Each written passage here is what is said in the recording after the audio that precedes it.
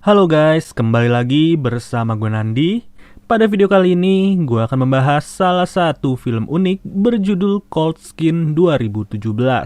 Tidak pernah lupa, gue selalu mendoakan agar kalian dan keluarga bahagia serta sehat selalu ya.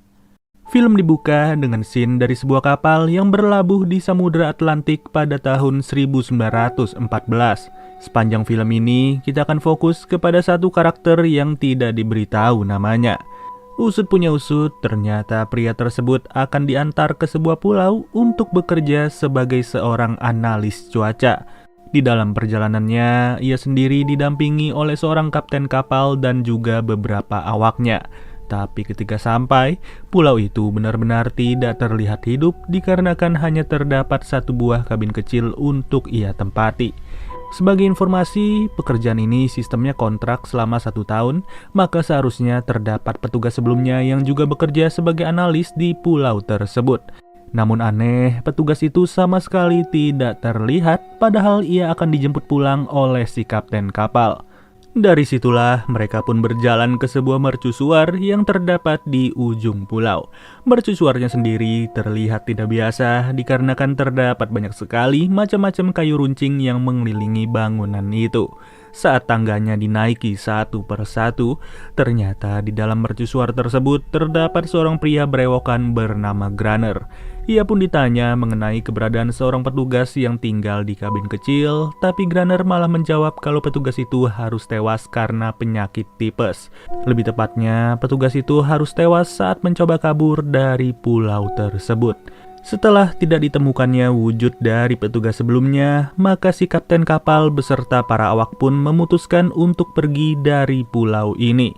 Dengan kata lain, si pria tak bernama akan terus menghabiskan waktu selama 1 tahun bersama Grunner yang memang tidak akan pergi dari pulau tersebut.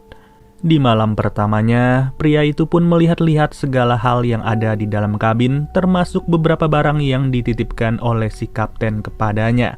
Bahkan, ia juga sempat melihat sebuah buku yang ditulis oleh seseorang bernama Aldor. Lebih tepatnya, Aldor adalah petugas analis cuaca sebelumnya yang sudah dinyatakan tewas oleh Grunner. Di buku itu, Aldor menulis beberapa catatan mengenai pengalaman tinggal di pulau ini, serta terdapat juga foto istrinya yang sudah meninggal. Tapi di akhir halaman, lembaran dari tiap buku itu mulai terlihat janggal dengan adanya gambar-gambar dari makhluk yang tidak biasa. Nggak tahu maksudnya apa, tapi yang pasti ia harus melanjutkan pekerjaannya secara rutin pada hari itu. Lalu tibalah di malam harinya, ia mulai mendengar sebuah ketokan dari pintu di kabin tersebut. Tanpa ia ketahui siapa sosok di baliknya, yang ternyata terlihat sebuah kaki berselaput dan ia pun langsung terkejut saat itu juga. Nggak perlu waktu lama, dengan mengandalkan ruang bawah tanah yang tersedia, pria itu sengaja bersembunyi di dalamnya sambil mencari tahu sosok apakah yang ia lihat. Sambil mengintip-intip, barulah ia sadar kalau terdapat makhluk aneh yang secara refleks malah dibunuh oleh si pria tak bernama. Saat esok harinya, ia pun mencoba untuk keluar dari ruang bawah tanah dan kondisi di luar kabin itu sangat-sangat terlihat berantakan serta dipenuhi jejak-jejak berselaput yang menandakan makhluk tersebut datang secara bersamaan. Merasa malam harinya akan terjadi hal serupa, pria itu pun langsung merayu Grunner supaya ia diizinkan tinggal di tempat itu mulai hari ini. Tapi apa daya, Grunner nggak meresponnya dengan baik dan malah menyiramnya dengan seember air. Dari situlah pria malang ini langsung membangun barikade di kabin kecilnya demi berjaga-jaga apabila terdapat serangan susulan ketika malam hari. Yang benar saja, gerombolan makhluk itu sudah bermunculan lagi sampai-sampai ia sendiri harus kewalahan untuk mengatasinya. Meskipun begitu, ia harus bersyukur karena si kapten kapal sudah membawakannya sebuah senapan termasuk beberapa peluru yang bisa dipakai dalam jangka panjang. Sayangnya, pria ini pun udah kehabisan akal dan ia memutuskan untuk membakar tumpukan kayu yang sudah ia pasang. Naas, hal tersebut malah menjadi senjata makan tuan untuk dirinya sendiri yang dimana api mulai menjalar ke dalam kabin tersebut. Mau gak mau, ia gak bisa lagi berlindung di dalamnya dan ia pun terpaksa harus bersembunyi di balik bebatuan besar pada malam itu. Ketika matahari terbit, si pria tak bernama mulai mengintip-ngintip aktivitas Grunner. Saat itu jugalah ia mengikutinya ke suatu tempat di pulau tersebut dan secara tidak sengaja ia malah dihampiri oleh sebuah makhluk yang juga berada di tempat itu. Baru aja mau ditembak, Grunner malah menyuruhnya untuk tidak melakukan perbuatan tersebut dan berkata bahwa si pria tak bernama boleh tinggal bersamanya.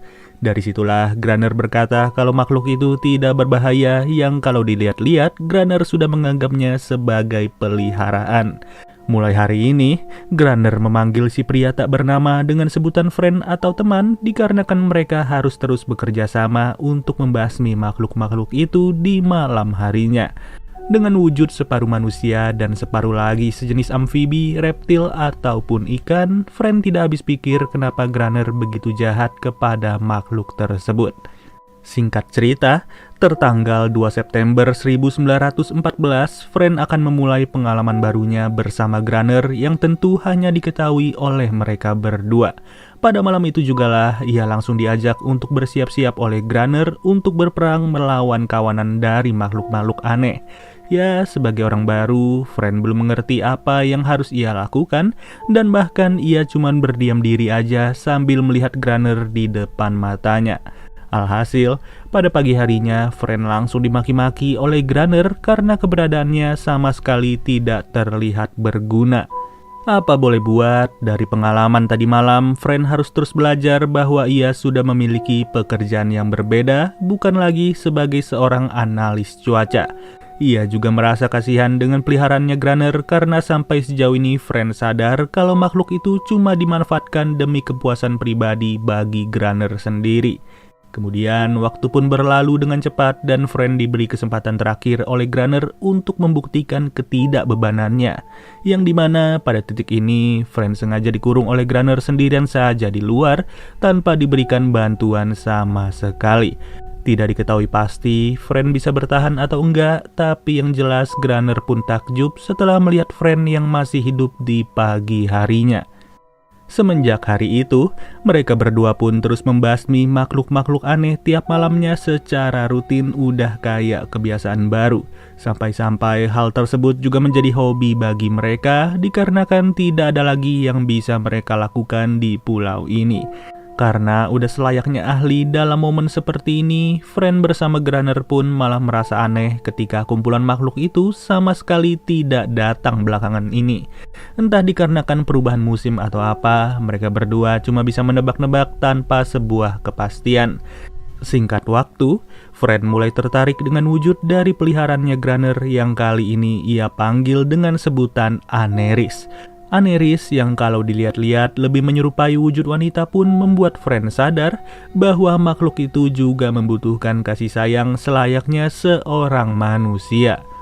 Kembali lagi ke titik permasalahan, dikarenakan tidak adanya serangan dari makhluk-makhluk itu di tiap malamnya, Grunner dan Friend malah memutuskan untuk bermain catur pada saat itu. Namun celakanya, di saat itulah makhluk-makhluk itu mulai datang secara serempak yang tentu saja tidak disangka oleh mereka berdua.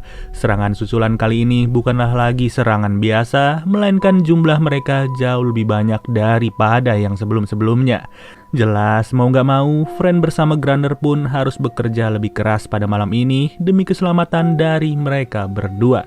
Hanya saja gak lama dari itu, Grunner pun udah gak sanggup lagi dan ia memutuskan untuk bersembunyi di ruangan paling atas.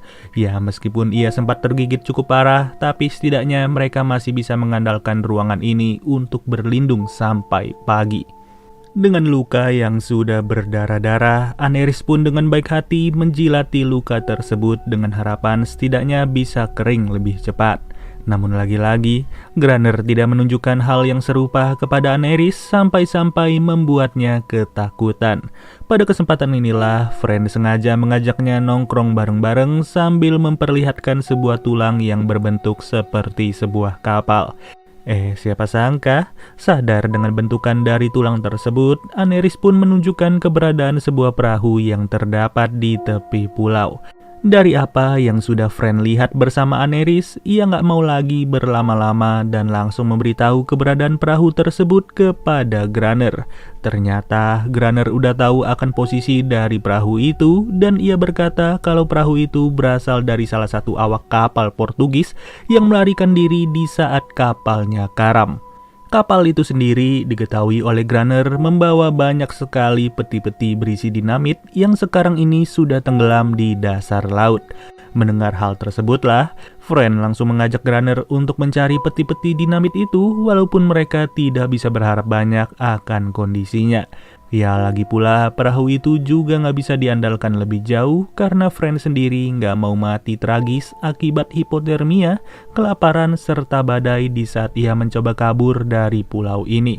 Satu-satunya cara untuk bisa meraih peti-peti dinamit yang sudah berada di dasar laut adalah dengan menggunakan pakaian penyelam pada masa tersebut.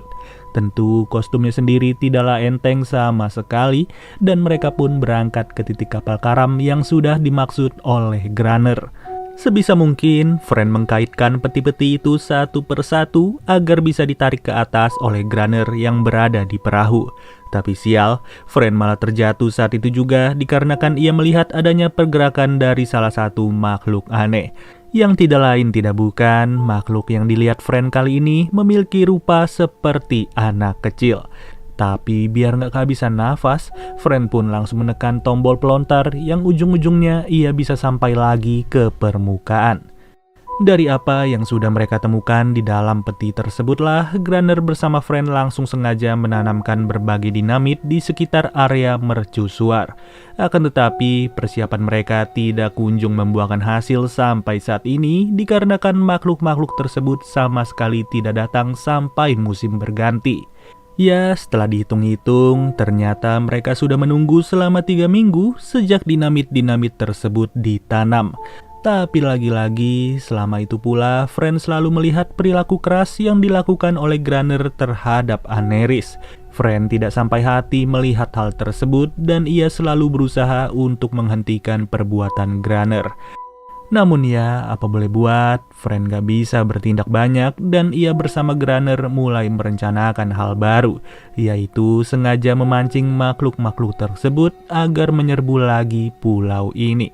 Sejauh ini sih, kita belum diberitahu ya, kenapa Anerys bisa menjadi peliharaannya Granner sampai-sampai sebegitu nurutnya. Lagi pula, hal itu bukanlah fokus utama dari Fran untuk saat ini, melainkan ia harus bersiap diri menunggu kedatangan dari makhluk-makhluk aneh. Yang benar saja, dengan tangisan dari Anerys lah, makhluk tersebut pun langsung datang dalam sekejap sambil menyerbu masuk ke dalam mercusuar. Satu persatu dari mereka harus tewas tertembak di hadapannya Anerys dan hal itu membuatnya cuma bisa menutup mata sambil bersedih. Yang lebih naasnya lagi, ia juga harus melihat kawan-kawanannya merenggut nyawa akibat ledakan dari dinamit yang sengaja diaktifkan oleh Granner pada saat itu.